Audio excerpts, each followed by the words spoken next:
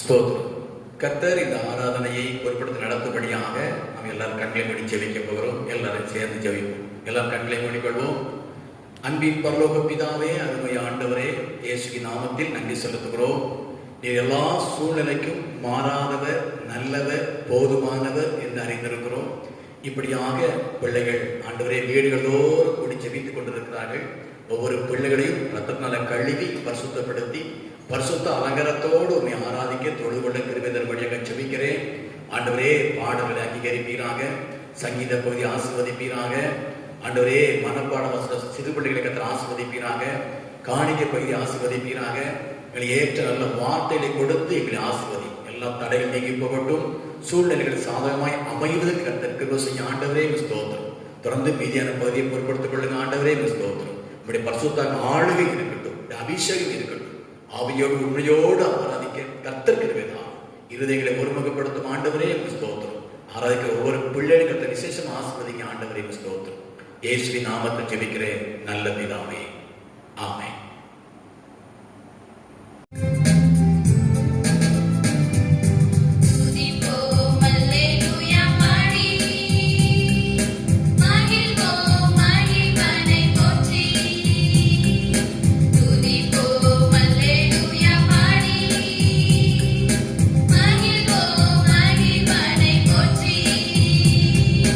மகிமை தேவ மகிமை தேவரே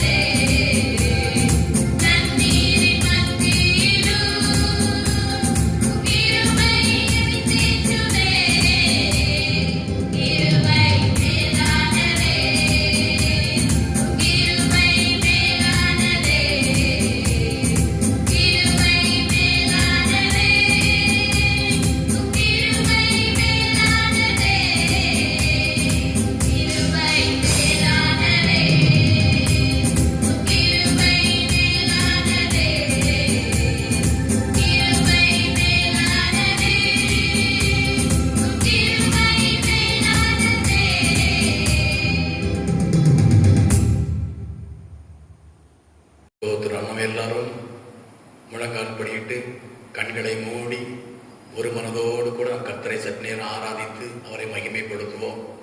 அவரை மகிமைப்படுத்த எந்த ஸ்தானத்தில் வந்து நான் உன்னை ஆசீர்வதிப்பேன் சொன்ன தெய்வம், வாக்கு மாறாத ஆண்டவர், நம்மை ஆசீர்வதிக்கும்படியாக சித்தம் கொண்ட ஆண்டவர், அவருடைய ஆசீர்வாதத்தை நம்ம பெற்றுக்கொள்ளும்படியாக எல்லாரும் முழங்கால் படியிட்டு எல்லாரும் ஆண்டவர் நோக்கி பார்ப்போம். ஹல்லேலூயா, ஹல்லேலூயா, ஹல்லேலூயா. இயேசுவே உமக்கு ஸ்தோத்திரம், ஸ்தோத்திரம், ஸ்தோத்திரம். ஆண்டவரே நீ நல்லவர், நல்லவர், நல்லவர் ஆண்டவரே. ஹல்லேலூயா. உம்மை துதிக்கிறோம், துதிக்கிறோம், துதிக்கிறோம் ஆண்டவரே. உம்மை ஸ்தோத்திரிக்கிறோம் ஆண்டவரே. யெகோவா ஈரே, எல்லாவற்றையும் பார்த்து கொடுக்கிற ஆண்டவரே, நாங்கள் நன்றியோடு உம்மை துதிக்கிறோம், நன்றியோடு உம்மை துதிக்கிறோம். துதிகளின் மத்தியிலே வாசம் செய்கிற ஆண்டவரே, துதிக்கு பாத்திரரே, எங்கள் தூயாதி தூயவரே, உம்மை நன்றியோடு உம்மை துதிக்கிறோம் ஆண்டவரே. எங்களுக்காக ஜீவனை கொடுத்த ஆண்டவரே, ரத்தம் சிந்தி எங்களை மீட்டெடுத்த தெய்வமே, உமக்கு நன்றி செலுத்துகிறோம் ஆண்டவரே. இந்த ஆராதனையில் மகிமைப்பட்டுக் கொண்டிருப்பதற்காக ஸ்தோத்திரம் ஆண்டவரே. ஆலயத்தில் கூடி ஆராதிக்க முடியாவிட்டாலும் இந்த பிள்ளைகள் ஆண்டவரை வீடுகள் தோறும் கூடி ஆராதிப்பதை கண்டு அறிந்திருக்கிற தெய்வமே, 2 பேர் 3 பேரின் நாமத்தில் எங்கே கூடினாலும் அங்கே வந்து ஆசீர்வதிப்பேர் சொன்ன தெய்வம் பிள்ளைகள் மத்தியில் இருப்பதற்காக நன்றி செலுத்துகிறோம் ஆண்டவரே. உமக்கு ஸ்தோத்திரம் ஐயா. ஹல்லேலூயா, ஹல்லேலூயா. வாரும் தூய ஆவியே,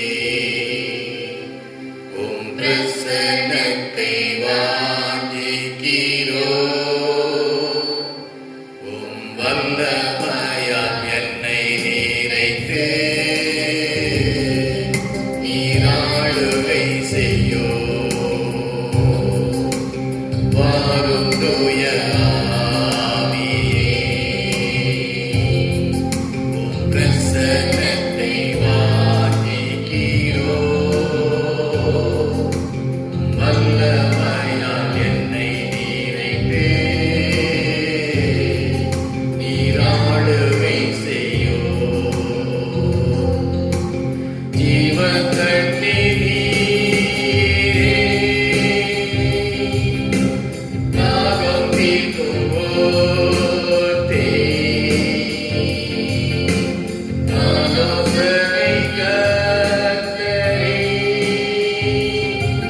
நீராளுகை செய்யோ. ஜீவத்தண்ணீர் நீரே, தாகம் தீர்க்கும் போதே, ஆலோசனை கர்த்தரே, நீராளுகை செய்யோ. வாரும் தூய ஆவியே, உம் பிரசன்னத்தை வாஞ்சிக்கிறோம். வல்லமையால் என்னை நிறைத்து நீராளுகை செய்யோ. ஆமென் ஆண்டவரே. எங்கள் மத்தியிலே வந்து ஆளுகை செய்கிற ஆண்டவரே, ஆராதனையில் பிரியமுள்ள தெய்வமே, ஆராதிக்கிற பெண்களை ஆளுகை செய்கிற பரிசுத்த ஆவியானவரே, உம்மை நன்றியோடு உம்மை துதிக்கிறோம் ஆண்டவரே, ஸ்தோத்திரிக்கிறோம் ஐயா. ஹல்லேலூயா. மகிமையடையும் இயேசுராஜனே, மாறாத நல்ல நேசரே. எல்லாரும் பாடுவோம். மகிமையடையும் இயேசுராஜனே, மாறாத நல்ல நேசரே, உந்தன்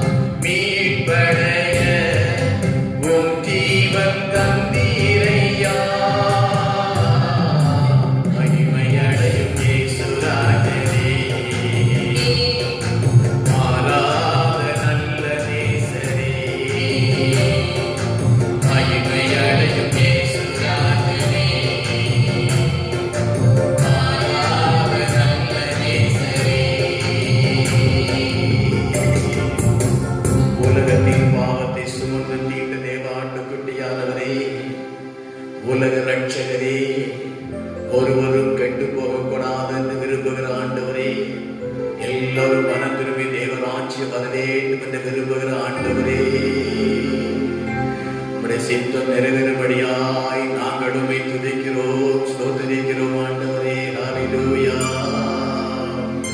ஹல்லேலூயா.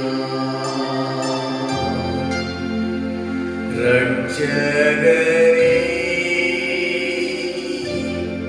இயேசுநாதா,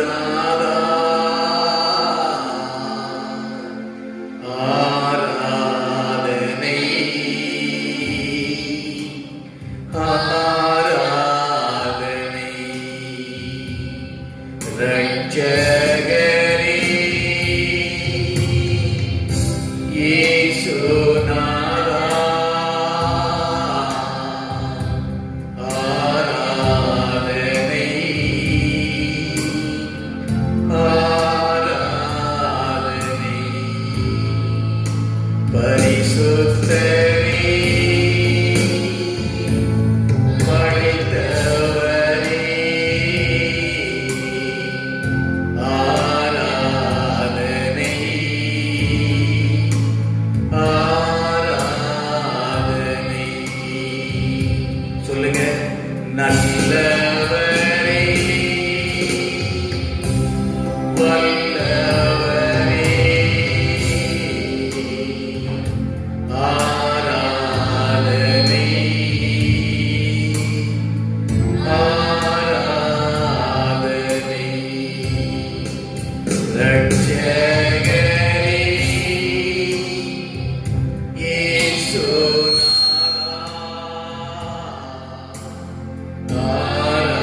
ஆராதனை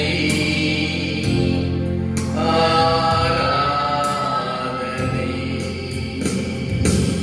ரட்சகரே இயேசுநாதா,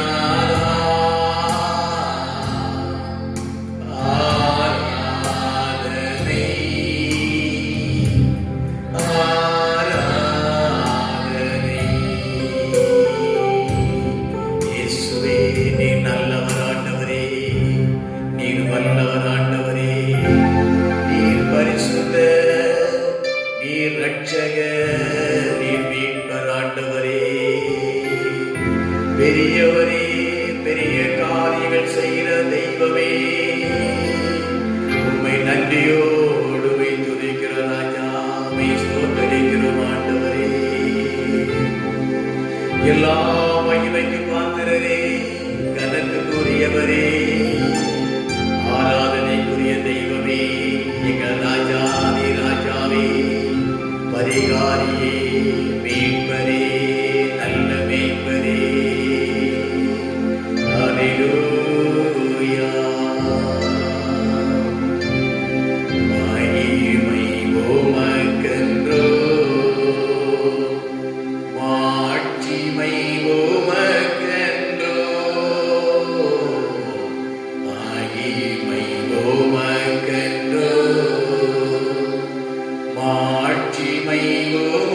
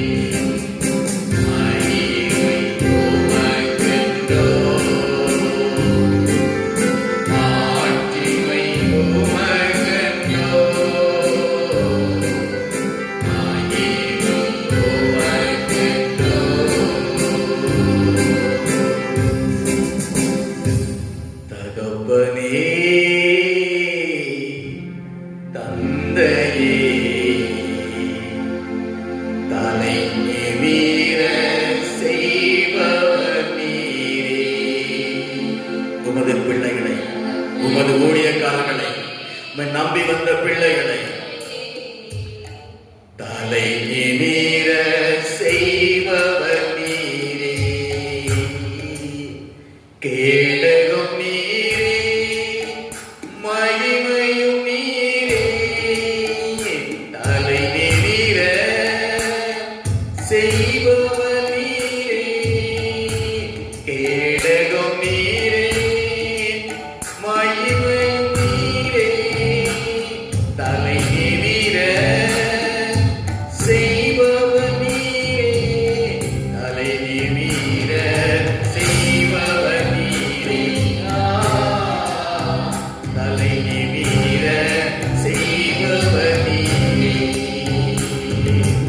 ஆண்டவரே இயேசுவே, நாங்கள் தலை நிமிர்ந்து வாழும்படியாக கல்வாரி சிலுவையில் தலை சாய்த்து ஜீவனை கொடுத்தீர் அப்பா. நம்பி வந்த பிள்ளைகளை தலை நிமிர பண்ணுகிற ஆண்டவர் அப்பா. வாழ்க்கையில் கூறி குறுகி போய் இருக்கிற பிள்ளைகளை தலை நிமிர்ந்து வாழும்படியாக ஆசீர்வதிக்கிறீர்கள் தெய்வமே. உமக்கு நன்றி செலுத்துகிறோம் ஆண்டவரே. ஸ்தோத்திரம் ஐயா. அல்லேலூயா. ஆண்டவரை நேசித்து சொல்லுவோமா? அன்பு கூறுவே இன்னும் அதிகமாய் ஆராதிப்பே இன்னும் ஆர்வமாய். உள்ளத்தின் ஆழம் சொல்லுவோம். இன்னும் அதிகமாய் ஆராதிப்பே இன்னும் ஆர்வமாய். உம்மை முழு உள்ளத்தோடு ஆராதிப்பே முழு பலத்தோடு அன்பு கூறுவே. ஆராதனை ஆராதனை இசையா. ஆராதனை ஆராதனை ஆராதனை ஆராதனை இசையா. ஆராதனை ஆராதனை. எபினேசரே, எபினேசரே, எபினேசரே, இதுவரை உதவி நீரே. எபினேசரே, எபினேசரே, இதுவரை உதவி நீரே. இதுவரை உதவி நீரே. உம்மை முழு உள்ளத்தோடு ஆராதிப்பே முழு பலத்தோடு அன்பு கூறுவே. ஆராதனை ஆராதனை இசையா. ஆராதனை ஆராதனை ஆராதனை ஆராதனை இசையா. ஆராதனை ஆராதனை. அன்பின் பரலோக பிதாவே, எல்லாம் மகிமைக்கு பாத்திரரே, இந்த சூழ்நிலையில் உம்மை ஆராதிக்கும்படியான ஒரு பாக்கியத்தை கொடுத்ததற்கு நன்றி செலுத்துகிறோம். ஆராய்ந்த ஒவ்வொரு பிள்ளைகளையும் ஆசீர்வதிப்பீராக. இந்த கரம் கூட இருந்து ஆசீர்வதிப்பீராக. உடைய கிருபை ஒவ்வொரு பிள்ளைகளையும் தாங்குவதாக. கிருபையால் நடத்துவீராக. இந்த பிள்ளைகளை இன்னும் பயிற்சி வைத்து பயன்படுத்துவீராக. வருகைக்கு ஆயத்தப்படுத்துவீராக. பிள்ளைகளை கொண்டு அநேகர் ஆயத்தப்படுத்துவீராக. ஆண்டவரே ஸ்தோத்திரம். குழந்தைகளை நடத்துவீராக. எல்லா கனவும் துதியும் மகிமை உமக்கு ஏறெடுக்கிறோம். எங்கள் மீட்பெரும் இரட்சகரும் ஆகிய இயேசுவின் நாமத்தில் ஜெபிக்கிறோம் நல்ல பிதாவே. ஆமென், ஆமென், ஆமென். இப்பொழுது சங்கீதம் வாசி கேட்போம். சங்கீதம் 103 1-17 சகோதரர் வாசிப்பார்கள். நாம் கேட்போம். வாசிக்கும்படி தேர்ந்தெடுக்கப்பட்ட சங்கீதம் 103. என் ஆத்மாவே கர்த்தரை ஸ்தோத்திரி, என் முழு உள்ளமே அவருடைய நாமத்தை ஸ்தோத்திரி. என் ஆத்மாவே கர்த்தரை ஸ்தோத்திரி, அவர் செய்த சகல உபகாரங்களையும் மறவாதே.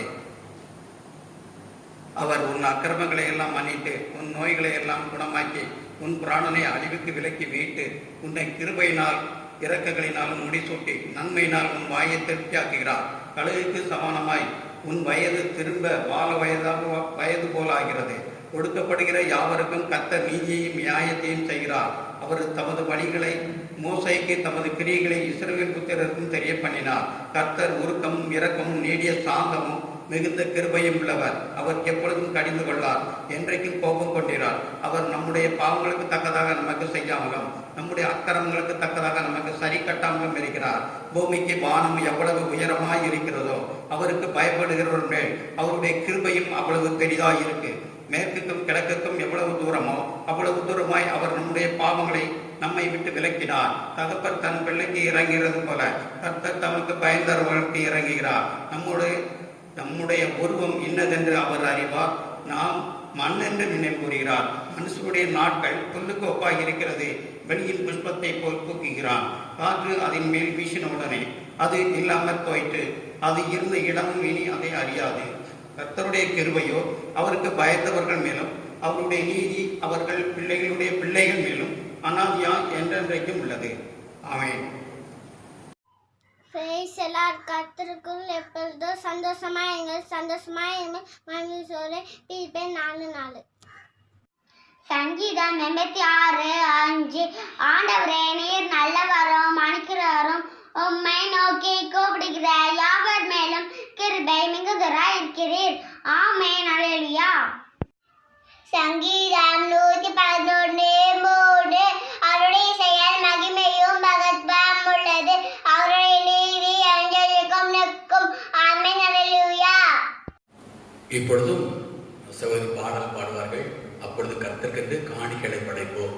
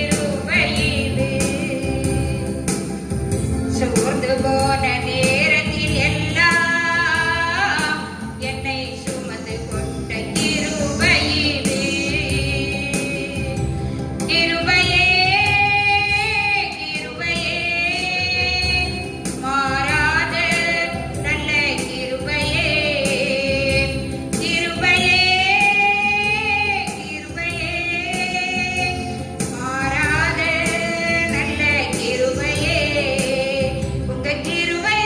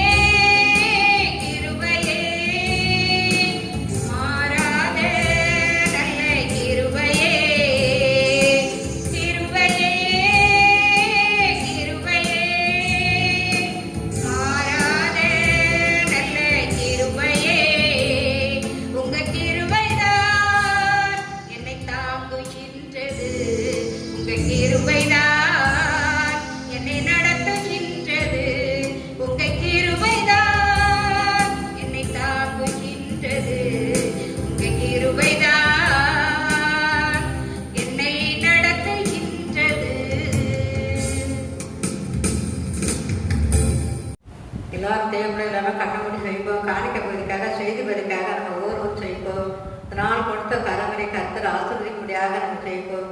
ஒவ்வொருவரும் கொடுத்த பிள்ளைகளை அமிர்தமாக கர்த்தர் ஆசீர்வதிக்க வேண்டுமா நம்ம செவிக்கிறையா ஸ்தோத்திரம் அப்பா.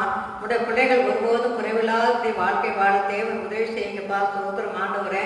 ஆண்டவரே கொடுங்கள் அப்பொழுது கொடுக்கப்படும் சொன்ன வசனத்துப்படி ஆண்டவரே உமக்காக கொடுத்துக்க கரங்களை ஆண்டவரே நீங்க அமைப்பு கொடுக்க சரிந்து கொள்ள முடியாத தகவனே உடைய பிள்ளைகளை நீ பேர் பேராக நீங்க ஆசீர்வதிக்க வேண்டுமா செவிக்கிறையா ஸ்தோத்திரம் ஐயா. காணிக்கை பகுதி ஆசீர்வதிங்க. தேவனுடைய பிள்ளைகள் ஒவ்வொருவரும் ஆசீர்வதிக்கப்பட மேன்மைப்பட தேவன் உதவி செய்யுங்கப்பா. ஸ்தோத்திரம் ஐயா. ஆண்டவரே இந்த நாளிலப்பா செய்திகளையும் உடைய சமூகத்திலே தருகிறோம் ஐயா. உடைய மகனை எடுத்து நீங்க பயன்படுத்துங்க ராஜா. ஸ்தோத்திரம் ஐயா. இந்த வார்த்தைகள் ஒவ்வொருவருக்கும் கிரிய செய்ய வேண்டுமா செபிக்கிறையா. ஸ்தோத்திரம் ஆண்டவரே. ஆண்டவரே இந்த வார்த்தைகளை கேட்கிற ஒவ்வொருவரும் ஐயா இதயத்தில் தொட வேண்டுமா செபிக்கிறையா. ஸ்தோத்திரம் ஐயா. ஆண்டவரே இந்த வார்த்தைகள் சீர்படுத்த வார்த்தைகளாக பக்குவப்படுத்துகிற வார்த்தைகளாக ஆண்டவரே எங்களை புரோதனப்படுத்துகிற வார்த்தைகளாக ஆண்டவரே எங்களை புடமுடிகிற வார்த்தைகளாக எங்கள் மக்கள் கடந்து வரும்படியாக நம்ம செபிக்கிறையா. ஸ்தோத்திரம் ஐயா. வார்த்தைகள் கேட்ட பிள்ளைகள் ஒவ்வொருவரையும் ஆசீர்வதிங்கப்பா. ஆண்டவரே வார்த்தைகளை கேட்கிறவங்க எங்கெங்கா இருக்கிறாங்களப்பா அவங்க ஒவ்வொருவரையும் ஐயா தேவன் பேர் பேராக ஆசீர்வதித்து ஆண்டவரே தகப்பனே நீங்க மகிமைப்பட வேண்டுமா செபிக்கிறையா. ஸ்தோத்திரம் ஐயா.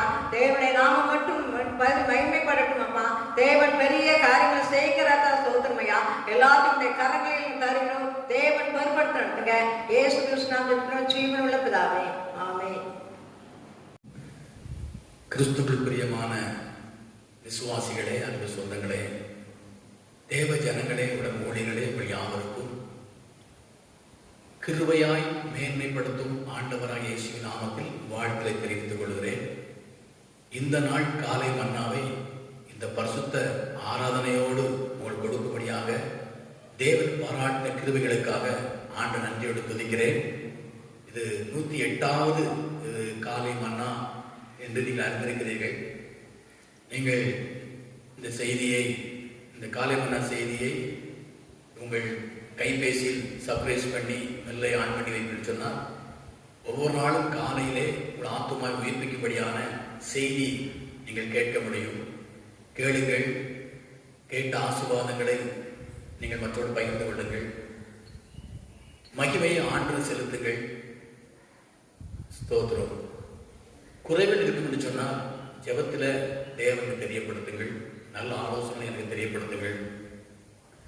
இந்த செய்தியை ஒருவேளை நீங்கள் உங்கள் சபை மூலமாக உங்களுக்கு ஆராதனை இல்லாமல் இருக்கும் என்று சொன்னால் இதோடு கூட எனக்கு அட்டவணை வைத்து நீங்கள் ஆராதித்த செய்தியை கேட்டுக்கொள்ளுங்கள். உங்கள் சபையில் ஆராதனை இருக்கும், அதை நீங்கள் கேட்கிற வாய்ப்பு இருக்கும் என்று சொன்னால் அதையே கேளுங்கள். அதுதான் உங்களுக்கு மேன்மையானது. எத்தனை காலை மன்னா, எத்தனை மாலை மன்னா, எத்தனை தொலைக்காட்சியில் எத்தனை பெரிய ஊழியர்கள் செய்தி கொடுத்தாலும் கேட்டாலும் உங்கள் சபையையும் சபை போதகரையும் நீங்கள் மறந்துவிடக்கூடாது. சபை ஐக்கியத்தையும் ஊழியர் ஐக்கியத்தையும் உங்கள் சபை போதர் ஐக்கியத்தை விட்டுவிடக்கூடாது. நாளைக்கு ஏதாவது உங்க வீட்டில் ஒரு காரியம் சொன்னா காலை மன்னா பேசினவரோ, யூடியூப்ல வந்தவரோ, தொலைக்காட்சியில் பேசினவரோ உங்க வீட்டுக்கு வரமாட்டாரு.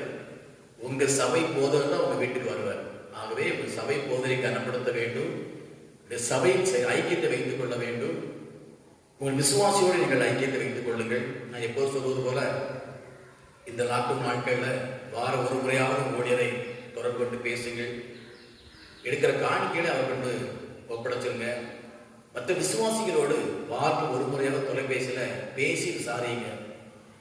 தனியாக இருக்கிறவரிடத்தில், எதிர்பாராரிடத்தில் பேச வேண்டாம். ஜெபம் பண்ணுங்க. குடும்பம் இருக்கிறவங்கிட்ட பேசுங்க. குடும்பத்தில் எல்லார்ட்டையும் பேசுங்க. ஒருத்தட்ட மட்டும் பேசிட்டா பிரச்சனை வரும். எல்லார்ட்டையும் 2 வார்த்தை பேசுங்க. அதோட ஆசீர்வாதமாக இருக்கும். ஒருவேளை யாருக்காவது தேவைகள் இருக்கும் என்று சொன்னால் நீங்கள் அவர்கள் உதவி செய்யலாம் என்று ஒரு எண்ணம் வாய்ப்பு இருக்கும் என்று சொன்னால் நீங்கள் தனிப்பட்ட முறையில் செய்யாம உங்கள் சபை போதல் மூலமாக அந்த உதவி செய்யுங்கள். அது மேன்மையாக இருக்கும். ஏன்னா உங்கள் நன்மை தூசிக்கப்பட ஏதும் இல்லாதபடி காணப்பட வேண்டும். ஆகவே நீங்கள் அப்படி செய்யுங்கள். கற்பிச்சு நம்மளை ஆசீர்வதிப்பாராக. கர்த்தருக்கு ஸ்தோத்திரம். இந்த நாளிலும் நாம் தேவனுடைய வார்த்தையை நேராக கடந்து போவோம். எபிரேயர் புஸ்தகம் 4ஆம் அதிகாரம் 16ஆம் வசனத்தை வாசிக்க கேட்போம். ஆதலால் நாம் இரக்கத்தை பெறவும் ஏற்ற சமயத்தில் சகாயம் செய்யும் கிருபையை அடையவும் தைரியமாய் கிருபாசன தண்டைகளே சேரக்கடவும். ஸ்தோத்திரம். ஏற்ற சமயத்தில் உதவி இரக்கம் கிடைக்கும்படியாக, கிருபையை பெற்றுக் கொள்ளும்படியாக கிருபாசனம் தண்டைக்கு போக வேண்டும் என்று சொல்லப்பட்டிருக்கிறது. இந்த கிருபாசனம் என்று சொல்லும் போது அது பலவிதமான அர்த்தங்கள் தேவதாசன் சொல்லுவார்கள். அது கிருபாசனம் சொல்லுது மெர்சி சீட் என்று சொல்லி அதுக்கு ஆங்கிலத்தில் சொல்லப்பட்டிருக்கிறது. தண்டிக்கப்பட வேண்டியவர்களையும் மன்னிக்கிற இடம் என்று சொல்லப்பட்டிருக்கிறது. ஒரு அர்த்தம் கிருபை உள்ள சிங்காசனம் அல்லது அரியணை என்று சொல்லப்பட்டிருக்கிறது. அது மாத்திரமல்ல, தேவன் ஜனங்களை சந்திக்கிற இடம். அதுதான் சரியான ஒரு காரணமா, தேவன் மனிதனை சந்திக்கிற இடம்.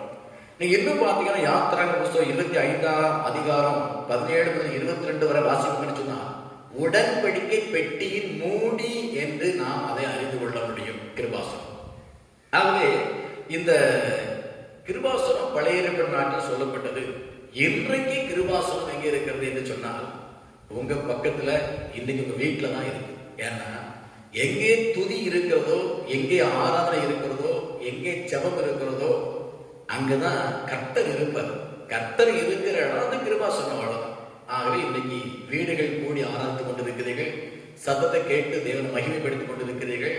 தேவ சமூகம் உங்கள் பக்கத்தில் இருக்கிறபடினா நீங்கள் கிருபாசனத்துக்கு பக்கத்துல இருக்கிறீங்க அப்படின்னு நீங்க விசுவாசிக்கலாம். அது ஒரு தவறு கிடையாது. ஸ்தோத்திரம். அப்போ இந்த கிருபாசனத்தை விட கிருபையை பெரும்படியாக அங்க போக விட சொல்லப்படுது. கிருபை என்று சொல்லும் போது கிரேஸ் அப்படின்னு சொல்லலாம். அதாவது இரக்கத்தினால் தண்டனையை தளர்த்துகிற ஒரு இடம். கிருபாசனம் சொல்லும் போது தண்டிக்கப்பட வேண்டிய மன்னிக்கிற இடம் சொல்லப்பட்டிருக்கிறது. கிருபை என்று சொல்லும் போது இரக்கத்தினால் தண்டனையை தளர்த்துகிற இடம். அது தகுதி இல்லாதவனுக்கு கைமாறு கருதாத உதவி செய்வது, அது கிருபை என்று நாம் அறிந்திருக்கிறோம். ஸ்தோத்திரம். ஒரு இக்கட்டான ஒரு சூழ்நிலை, ஒரு நெருக்கமான ஒரு சூழ்நிலை, இப்போ இந்த இடத்துல விடுதலை கொடுக்கிற வழியே இல்லை, அல்லது ஏதோ நம்பி நம்மள கைவிட்டாங்க, இதுக்கு மேல என்ன செய்ய முடியல என்று சொல்லுகிற வேளையில ஒரு உதவி கிடைக்கும் பார்த்தீங்களா, கர்த்தர்ன்றது அதான் கிருபை. அதான் என்னது கிருபை என்று அறிந்திருக்கிறோம். ஸ்தோத்திரம். வாழ்வதற்கு வழி இல்லை, எப்படி வாழ்வது, எப்படி இந்த நெருக்கத்தில் விடுதலை பெறுவது, அப்படி ஏங்கி தவித்துக் கொண்டிருக்கிற நேரத்துல எதிர்பாராத ஒரு உதவி கிடைக்கும். அதுதான் தேவனுடைய கிருபை என்று நாம் அறிந்து கொள்ளலாம் பிரியமானவர்களே. ஆனால் கிருபை இருந்தால் அநேக நன்மைகளை பெற்றுக் கொள்ள முடியும் இலவசமாக. ஆனால் கிருபை இலவசமாக கிடைக்கும். கிருபையை பெற்றுக்கொள்ள சின்ன பிரயாசம் வேணும். சின்ன பிரயாசத்துல கிருபையை பெற்றுக்கொண்டோம் என்று சொன்னால் பெரிய நன்மைகளை நாம் பெற்றுக்கொள்ள முடியும். ஸ்தோத்திரம். அதனாலதான் இந்த கிருபையை பெறுவதற்கு கிருபாசன தண்டை தேவ சமூகத்துக்கு போக வேண்டும் என்று சொல்லி அந்த எபிரேயருக்கு நிருபத்தில் ஆக்கியும் சொல்லி இருக்கிறது நாம் கேள்விப்படுகிறோம் பிரியமானவர்களே. ஸ்தோத்திரம். திரும்ப சொல்ற, கிருபை இலவசம் அல்ல. கிருபை இருந்தால் எல்லாம் இலவசமாக கிடைக்கும். கிருபையை பெற்றுக் கொள்வதற்கு சின்ன பிரயாசம் இருந்தால் கிருபையை பெற்றுக்கொள்ள முடியும். அதுக்கு ஆதாரமாக ஒரு 3 சம்பவங்களை இன்னைக்கு நாம் தியானிக்க இருக்கிறோம். கர்த்தருடைய ஆவியானவர் உதவி செய்வாராக. ஜெபத்தோடு கேளுங்கள், நீங்கள் ஆசீர்வதிக்கப்படுவீர்கள். உங்கள் நிமித்தம் அநேகர் ஆசீர்வதிக்கப்படுவார்கள். அதுதான் தேவனுடைய விருப்பம். நாம் இந்த காலை மன்னாருடைய அந்த ஊழியர்களுடைய நோக்கமே சத்தத்தை கேட்கிறவர்கள் ஆசீர்வதிக்கப்பட வேண்டும், அவர்கள் கர்த்தர் வருகைக்கு ஆயத்தப்பட வேண்டும், அவர்கள் அநேகர் ஆயத்தப்படுத்த வேண்டும். இதுதான் இந்த காலை மன்னா ஊழியத்தின் நோக்கம்.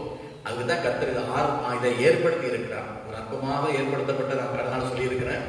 ஏதோ விசுவாசிகள் தொடர்பு வேண்டியிருப்பதற்காக ஒரு வாய்ஸ் இருக்கா இல்லை, அதை பண்ணி அனுப்பிட்டே இருந்தோம். அதை அழிச்சு அதோட அழிஞ்சு போயிடும். அப்பதான் சில என்ன பண்ணாங்கன்னா, இது அழியாம இருக்க வேண்டும் சொல்லி இன்னைக்கு யூடியூப்ல போடலாம்னு சொல்லி ஆலோசனை போது சில தேவனுடைய பிள்ளைகளுடைய சில பிரயாசத்தினால, அனைவரும் ஜெபத்தினால அந்த வாய்ஸ் ரெக்கார்ட் யூடியூப்ல போட்டோம். இப்ப கர்த்தர் கிருபையினால 3வது ஸ்டெப்பாக இன்னைக்கு வீடியோ மூலமாக இந்த செய்தியை உங்களுக்கு அளிப்பதற்கு ஆண்டவர் கிருபை பாராட்டி இருக்கிறார். அற்பமான ஆரம்பம், யார் அசட்டை பண்ண முடியும் என்று சொல்லபடி இதுவரைக்கும் கர்த்தர் நடத்தி கொண்டிருக்கிறார். தொடர்ந்து செவியைகள் இதுக்கு மேலான கர்த்தர் எதை செய்வாரோ அதை செய்யட்டும், அவர் நாம் மகிமைப்படட்டும். கர்த்தர் ஸ்தோத்திரம். சரி, ஸ்தோத்திரம். இப்பொழுதும் மத்தேயு சுவிசேஷம் 9ஆம் அதிகாரம் 20, 21, 22 வசனத்தை வாசிக்க கேட்போம். அப்பொழுது 12 வருஷமாய் பெரும்பாடுள்ள ஒரு ஸ்திரீ, நான் அவருடைய வஸ்திரத்தை ஆகிலும் தொட்டால் சொஸ்தமாவேன் என்று தன் உள்ளத்தில் எண்ணிக்கொண்டு அவர் பின்னாலே வந்து அவருடைய வஸ்திரத்தின் ஓரத்தை தொட்டாள். இயேசு திரும்பி அவளை பார்த்து, மகளே, திடன் கொள், உன் விசுவாசம் உன்னை ரட்சித்தது என்றார். அந்நேரம் முதல் அந்த ஸ்திரீ சொஸ்தமானாள். ஸ்தோத்திரம். ஒரு சகோதரி, பெரும்பாடுள்ள ஸ்திரீ, இது பெண்களுக்கு வரக்கூடிய ஒரு வியாதி. ஒரு வியாதி தான். நான் ரொம்ப ஒரு பயங்கரமான வியாதி, இது கஷ்டமான வியாதி தான். இன்னைக்கு அநேக பெண்கள் பாதிக்கப்பட்டிருக்கிறாங்க. இந்த சகோதரிகள் பாதிக்கப்பட்டிருக்கிறாங்க. அநேக வைத்தியர்களெல்லாம் போய் பார்த்து எல்லாம் செலவு பண்ணி ஒன்றுக்கும் அது சுகமாகாத வேளையில இயேசு அங்கே வருகிறதை கேள்விப்பட்டு நான் போய் இந்த இயேசு வஸ்திரத்தை தொடுவேன், என் வியாதி சுகமாயிரு என்று சொல்லி அவர்கள் தீர்மானத்தோடு வருகிறார்கள். இப்படி தீர்மானம் எடுப்பதற்கு ஒரு காரணம், இவர்கள் யார் மூலமாகவோ இயேசுவை கேள்விப்பட்டிருக்கிறார்கள், இயேசு சுகமளிக்கிறார் என்று சொல்லி. அதனால எப்போது சொல்லுவேன், எல்லார்ட்டும் இயேசு யார்கிட்ட சொல்லி போட்டிருக்க சொல்லுங்க. இன்றைக்கு கேட்காவிட்டாலும் என்னைக்காவது ஒரு நாள் அந்த வார்த்தை அவளுக்கு பிரயோஜனமாக இருக்கும். இயேசுவை தேடி ஏற்றுக்கொள்வதற்கு வாய்ப்பு உண்டாகும். ஆகவே நீங்கள் சமயம் ஆயிட்டாலும் வாய்க்காவிட்டாலும் இயேசுவை பற்றி தெரிஞ்சுக்கணும், சொல்லிடணும். சரி, இந்த அம்மா வந்தாங்க, வந்து அவர் வஸ்திரத்தை செஞ்சாங்க, தொட்டாங்க, வஸ்திர வல்லமை புறப்பட்டு அந்த அம்மா என்ன போயிட்டு குணமாக்கிட்டு கிருபையாக ஆண்டவர் சுகத்தை கொடுத்தார். இந்த கிருபையை பெற்றுக் கொள்வதற்கு அவர்கள் செய்த விலக்கிரயம் என்னது? முதலாவது விசுவாசம் இருந்தது. நான் போய் தொட்டா சுகமாகிற விசுவாசம் அவளுக்கு இருந்தது. இரண்டாவது சூழ்நிலையை அவங்க பார்க்கல. ஏன்னா அநேக மக்கள் இயேசு கூட சுத்தி இருந்தாங்க. அங்க போகும்போது பொதுவாக இந்த மாதிரி வியாதி உள்ளவர்கள் பழைய நாட்கள்ல வீட்டை விட்டு வெளியே வரப்பட்டாங்க. அவங்க ஓரமா இருக்கணும், நாட்டில் முடிகிற வரைக்கும் வேற ஓரமா இருக்கணும் என்பது நீதி. ஆனா அதெல்லாம் பொருட்படுத்தாதபடி இயேசு தொட போகிறனே யாரும் என்ன சொல்லுவாங்களோ அதெல்லாம் சூழ்நிலையை பார்க்காதபடி அவ்வளவு கூட்டத்துக்குள்ளே போய் இயேசு வஸ்திரத்தை தொட்டாங்க. அப்ப இவங்க கிருபையை பெற்றுக் கொள்வதற்கு செய்த விலக்கிரயம் என்னது? சூழ்நிலையை பார்க்காதபடி இயேசுட்ட வந்தாங்க, விசுவாசத்தோடு தொட்டாங்க. அருமையானவர்களே, சுகமடைந்தாங்க, ரட்சிக்கப்பட்டாங்க, விடுதலை பெற்றாங்க, சுகப்படுத்திட்டாங்க. இதே போல ஒரு வாழ்க்கையில இன்னைக்கு ஏதாவது வியாதிகள் இருக்கும் என்று சொன்னா, எத்தனையோ வியாதிகள் இன்னைக்கு பெண்களை பாதிக்கப்பட்டு அநேக பெண்கள் ஆண்கள் இருக்கிறாங்க. சுகர் வியாதி, பிரசவ வியாதி, முட்டு வியாதி, முட்டு வலி, இடுப்பு வலி, இது போன்ற பெரும்பாலான வியாதிகள், அப்புறம் சில புற்றுநோய்கள், இது எத்தனையோ விதமான வியாதிகள் இருக்குது. ஆண்டவராக இயேசு உங்களுக்கு சுகம் கொடுப்பதற்கு போதுமானவராக இருக்கிறார். சூழ்நிலையை பார்க்காதீங்க. இயேசு நாட்டை போறோம் யார் என்ன சொல்லுவாங்களோன்னு நினைக்காதீங்க. அப்படி நினைச்சீங்கன்னா நீங்க சுகத்தை பெற்றுக்கொள்ள முடியாது. அந்த தாயை போல சூழ்நிலையை பார்க்காதபடி விசுவாசத்தோடு இயேசுக்கு வரும்போது அவன் தாய்க்கு சுகத்தை கொடுத்த தெய்வம் உங்களுக்கும் சுகத்தை கொடுப்பதற்கு இன்னைக்கு அதே வல்லமையோடு இருக்கிறார் என்பதை நான் உங்களுக்கு இயேசு நாமத்தில் அறிவித்துக் கொள்கிறேன். பிரியமானவர்களே, கர்த்தர் நிச்சயமாக சுகத்தை கொடுத்து ஆசீர்வதித்தார். கிருபையா, எந்த வழக்கதையும் கிடையாது. ஏதோ ஒரு செய்ய தியாகம் பண்ண அப்படிலாம் சொல்ல, கிருபையா கிடைத்தது. செய்த காரியம் என்ன? சூழ்நிலை பார்க்காதபடி அவங்க வந்தாங்க, விசுவாசிச்சாங்க, தொட்டாங்க, சுகத்தை பெற்றுக்கிட்டாங்க. இன்றைக்கும் நீங்களும் சுகத்தை பெற்றுக் கொள்ள முடியும். உங்களுக்கு சுகத்தை கொடுப்பதற்கு ஆண்டவர் ஆயத்தமாக இருக்கிறார். ஸ்தோத்திரம். இன்னும் ஒரு சம்பவம் வாசிக்கும் பண்ணி சொன்னால், 1 ராஜாக்கள் புஸ்தகம் 17ஆம் அதிகாரத்துல 9 முதல் 16 வசனம் வரைக்கும் வாசிங்கள். இப்பொழுது நாம் 15ஆம் வசனமும் 16ஆம் வசனத்தை வாசிக்க கேட்போம். அவள் போய் இடியாளின் சொற்படி செய்தாள். அவளும் இவனும் அவள் வீட்டாரும் அநேக நாள் சாப்பிட்டார்கள். கர்த்தர் எலியாவை கொண்டு சொன்ன வார்த்தையின்படியே பானையிலே மா செலவழிந்து போகவும் இல்லை, கலசத்தின் எண்ணெய் குறைந்து போகவும் இல்லை. சம்பவம் நிறைய தெரியும் உங்களுக்கு. பஞ்சம், ஒரு தாயும் ஒரு மகனும் கடைசி வாழ்க்கையில் இருக்கிற கடைசி கொஞ்சம் மாவு கொஞ்சம் எண்ணெய் அதை அப்போ சுட்டு சாப்பிட்டு மறித்து விட வேண்டும் என்று ஒரு சூழல் இருக்கிறாங்க. சொந்த பந்தங்கள் கைவிட்டாங்க. சொந்த பந்தம் யாரும் நேசிக்கல. ஆனா கர்த்தர் அந்த எலியா அந்த வீட்டுக்கு அனுப்புறாரு. சம்பவம் தெரியும் உங்களுக்கு. எலியா சொன்ன வார்த்தைக்கு அந்த தாய் கீழ்படிஞ்சாங்க. கொஞ்சம் எனக்கு முதல்ல ஒரு அப்ப சுட்டு ஒரு அடை சுட்டு கொண்டு வா, அப்படி சாப்பிடலாம்னு சொன்னாங்க. இந்த தாய் அதுக்கு எந்த ஒரு மரபு சொல்லாம கீழ்ப்படிந்து அந்த அடை மட்டும் கொடுத்தாங்க. அவர் சாப்பிட்டார். நடந்தது என்ன தெரியுமா? பஞ்ச காலம் தீர்வு வரைக்கும் மாவும் குறையவில்லை, எண்ணெயும் குறைந்து போகவில்லை. சொல்லப்பட்டிருக்குது. அவங்களும் சாப்பிட்டாங்க, அந்த ஊழியக்காரன் எலியாவும் சாப்பிட்டாரு. அது மாத்திரம் இல்லை, அவருடைய குடும்பத்தாரும் சாப்பிட்டாங்க. இன்றைக்கு ஏழ்மை நிலைமைக்கு வந்த உடனே ஒதுக்கின குடும்பத்தார் இன்றைக்கு அவங்க வீட்டுல மாவு எண்ணெயும் நிறைய இருக்கு சொன்னவன குடும்பமெல்லாம் வந்துட்டு அந்த குடும்பமும் போஷிக்கப்பட்ட பாருங்க. அவர்களும் அவன் எலியாவும் வீட்டார் அனைவரும் முழு குடும்பம் சொந்தமெல்லாம் சாப்பிட்டு நினைக்க. அருமையானவர்களே, உங்க வாழ்க்கையில இன்னைக்கு அவனுடைய கிருபையாக மரண தருவாயிலிருந்து ஜீவனை பெற்றுக் கொண்டார்கள். இந்த கிருபையை பெறுவதற்கு அவங்க செய்த தியாகம் என்னது? கீழ்ப்படிதல். அவ்வளவுதான். கீழ்ப்படிஞ்சாங்க, கிருபையை பெற்றுக்கிட்டாங்க. கிருபை பெற்றதுனால அந்த குடும்பம் போஷிக்கப்பட்டது பார்க்கிறோம். அதுக்கு காரணமா இருந்த எலியாவே அவனை மறக்கிறார். அவனும் அங்கே போஷிக்கப்பட்டார். இன்னைக்கு நம்ம விசுவாசி அநேக பேர் தேவைகள் இருக்கும்போது பாஸ்டர் இயேசு இயேசு இயேசுன்னு இருப்பாங்க. தேவை சந்திக்கப்பட்ட போது இயேசுவையும் மறக்கிற மக்கள் இருக்கிறாங்க, பாஸ்டரையும் மறக்கிற மக்கள் இருக்கிறாங்க. இது தவறு, இது ஆபத்தானது பிரியமானவர்களே. ஒரு தேவை, ஒரு பிள்ளைக்கு திருமணம் நடக்கணும், இல்லை வீடு கட்டணும், இல்லை ஒரு கடன் அடையணும், இல்லை வியாதி சுகமாகணும், அல்ல ஒரு குழந்தை வைக்கிறது கிடைக்கணும் அப்படின்னா ஜபம் ரொம்ப தினசரி ஜபம் நடந்துகிட்டே இருக்கும். தினசரி ஜோயிலும் ஜபம் பண்ணுவாங்க.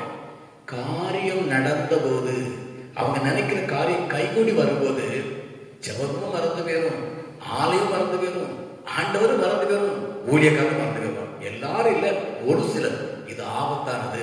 இந்த சகோதரிகள் கற்றுக்கொள்ள வேண்டியது, அற்புதம் நடந்த உடனே அவர்களும் போஷிக்கப்பட்டார்கள், அந்த ஊழியக்காரரும் போஷிக்கப்பட்டார், அவருடைய சொந்த குடும்பங்களும் போஷிக்கப்பட்டது. கிருபையாக கர்த்தர் வாழ வைக்கிற தெய்வம். வறுமையில் மாடிக்கொண்டிருக்கிற தேவையோடு இருக்கிற பிள்ளைகளை ஆசீர்வதித்து அவர் நாமத்தை மகிழ்ப்படுத்த தெய்வனுடைய ஆண்டவரை இயேசு கிறிஸ்து செய்ய வேண்டிய ஒன்னே ஒண்ணுதான், தேவனுடைய வார்த்தைகளை என்ன செய்ய வேண்டும்? கீழ்ப்படிய வேண்டிய பிரியமானங்களே. நீங்க எல்லாம் வேதம் வாசிக்கிறவங்க தான், அநேக செய்திகளை கேட்கிறீங்க நீங்க. ஆனா கேட்கிறத மட்டும் இருக்கக்கூடாது, வேதம் வாசிக்கிற மக்களை மட்டும் இருக்கக்கூடாது, அதில் கீழ்ப்படிகளா இருப்பீன்னு சொன்னா எந்த சூழ்நிலையையும் ஆண்டவர் உங்களுடைய குடும்பத்தையும் போஷித்து காப்பாற்றுவார். உங்களை கொண்டு குடும்பம் போஷிக்கப்படும், உங்களை கொண்டு ஊழியர்கள் அநேக தேவை சந்திக்கப்படும், உங்கள் நிமித்தம் உங்களுடைய ஊழியக்காரர்கள் ஆசீர்வதிக்கப்படுவார்கள். பிரியமானவர்களே, இப்படி யோசேப்பு சிறைச்சாரல் அங்க எகிப்துல இருக்கும்போது அந்த சகோதரர் விற்று போட்டாங்க. ஆனா கடைசி அவன் சந்திக்க சொல்லுவாங்க, உங்களுக்கு ஜீவ ரட்சணை உண்டாகும்படியாக தேவன் என்னை அனுப்பினார். அருமையான வார்த்தை பார்த்தீங்களா? இப்படி நீங்க தேவனுடைய வார்த்தை கீழ்ப்படியும் போது கர்த்தர் உங்களை ஆசீர்வதித்து, உங்களுடைய குடும்பங்களை ஆசீர்வதித்து, நீங்க போகிற சபையில் அந்த ஊழியர்கள் ஆசீர்வதிக்கப்படும். இன்னும் மாத்திரமல்ல, அடைந்திய ஊழியர்களும் ஆசீர்வதிக்கப்படுவதற்கு கர்த்தரை பயன்படுத்துவார். பிரியமானவரே, செய்த ஒரே காரியம் கீழ்ப்படிதல். சூழ்நிலை பார்க்கவே இல்லை, யோசித்து பாருங்க. விலைக்கு சொல்ல நேரம் இல்லை, நீங்க கொஞ்சம் யோசித்து பாருங்க. இந்த சூழ்நிலை அந்த மாதிரி கீழ்படிச்சிருக்காங்க பாருங்க. கீழ்ப்படிந்தபடியான இந்த குடும்பம் ஆசீர்வதிக்கப்பட்டு பார்க்கிற பிரியமானவர்களே, கர்த்தருக்கு ஸ்தோத்திரம். இன்னும் லூக்கா சுவிசேஷம் 1ஆம் அதிகாரம் 28, 29, 30 3 வசனத்தை வாசிக்க கேட்போம். அவள் இருந்த வீட்டில் தேவதூதன் பிரவேசித்து, கிருபை பெற்றவனே வாழ்க, கர்த்தர் உன்னுடனே இருக்கிறார், ஸ்திரீகளுக்குள்ளே நீ ஆசீர்வதிக்கப்பட்டவன் என்றான். அவளோ அவனை கண்டு அவன் வார்த்தையினால் கலங்கி, இந்த வாழ்த்துதல் எப்படிப்பட்டதோ என்று சிந்தித்துக் கொண்டிருந்தாள். தேவதூதன் அவளை நோக்கி, மரியாளே, பயப்படாதே, நீ தேவனிடத்தில் கிருபை பெற்றாய். ஸ்தோத்திரம். சபை நல்லா தெரியும் உங்களுக்கு. மரியாதைக்கு ஒரு காரியம், முதலாவது அவன் இருந்த வீட்டுக்குள்ள தேவதூதன் இறங்கினார். எந்த வீட்டுல தேவதூதன் இறங்க தெரியுமா? செபிக்கிற வீட்டுல தான் தேவதூதன் இறங்குவார். மரியாதை செபிச்சாங்க வச்சாங்க ஒண்ணு இல்ல, தேவதூதன் ஒருத்தர் இறங்குறாருன்னா அங்க தேவனுக்கு பிரியமான காரியம் அங்க நடக்கும். துதி இருக்கும், ஜெபம் இருக்கும், ஆராதனை இருக்கும். அந்த வீட்டுக்குள்ள தேவதூதன் இறங்குவார். அப்போ இந்த கிருபை பெற்றதுக்கு என்ன காரணம்? ஒட்டையா தூது சொல்லிட்டான், கிருபை பெற்றவளேன்னு சொல்லிட்டான்.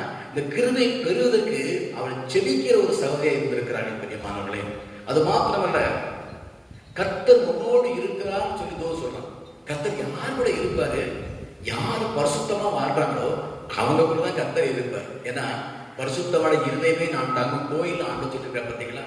அதனால அந்த சகோதரி பரிசுத்தமா இருந்திருக்கிறாங்க, கர்த்தர் கூடவே இருந்திருக்கிறார். பிரியமானவர்களே, அது மாத்திரமல்ல, ஸ்திரீகளுக்குள் ஆசீர்வதிக்கப்பட்டவள் சொல்லி வாழ்றான். யாரை கர்த்தர் ஆசீர்வதிப்பாரு? யாரு தேவன் வார்த்தையை கீழ்ப்படுகிறாரோ அவங்களதான் ஆசீர்வதிப்பார்.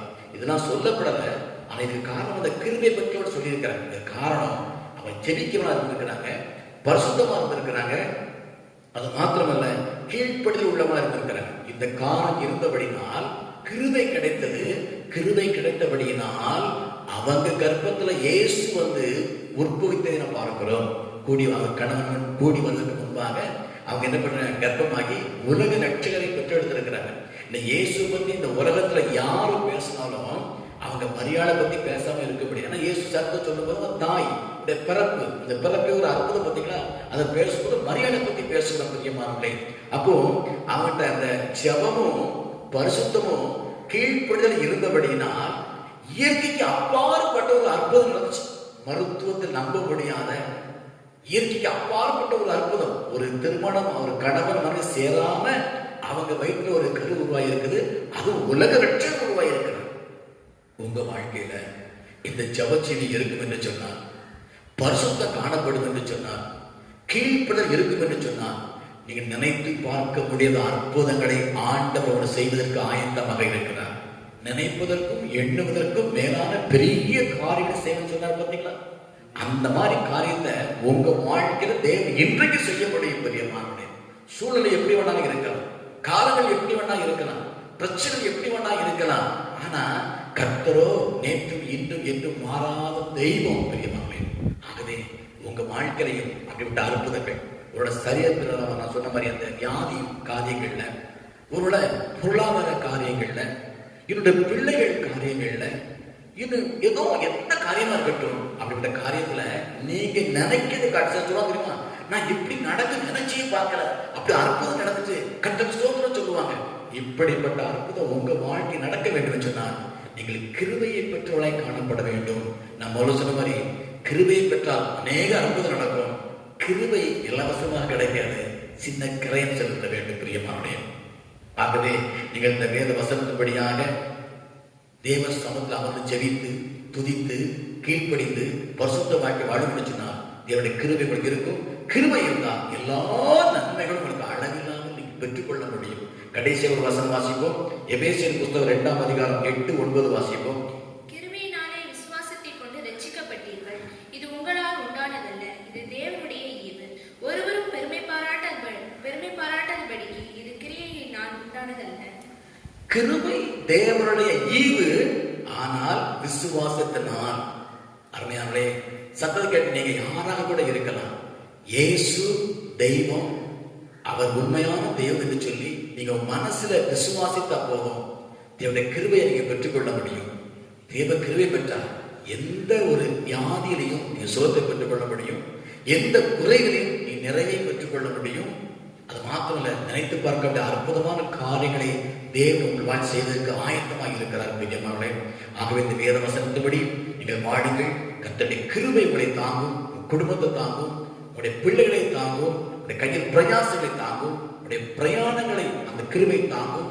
இந்த சூழ்நிலைகளும் உங்களுடைய கிருபைகளை பாதுகாத்து ஆசீர்வதித்து மேன்மைப்படுத்தும். பிரியமானவர்களே, ஆகவே இந்த வேத வசனத்தை வாழுங்கள். கர்த்தர் நிச்சயம் நம்மளை ஆசீர்வதித்து சுகப்படுத்தி மேன்மைப்படுத்துவார். ஸ்தோத்திரம். ஜெபிப்போம்.